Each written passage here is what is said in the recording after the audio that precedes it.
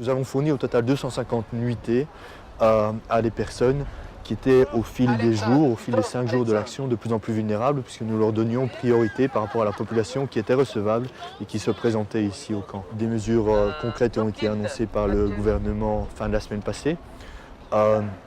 C'est insatisfaisant par rapport à l'ampleur des besoins, certainement.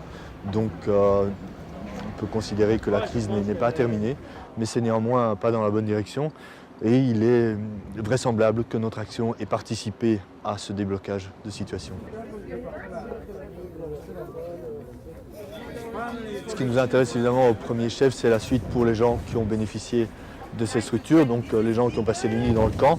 Nous les accompagnons maintenant chez Faits d'Asile, avec lesquels nous sommes en contact, et nous avons bonne garantie qu'ils vont être réintroduits dans le système dont ils avaient été éjectés, pour certains il y a quelques semaines, d'autres quelques jours. Donc pour les autres, un recours va être introduit par les partenaires avec lesquels nous étions ici en association. Évidemment, nous resterons vigilants, nous, en tant que Médecins sans frontières, par rapport à l'aspect humanitaire de cette crise.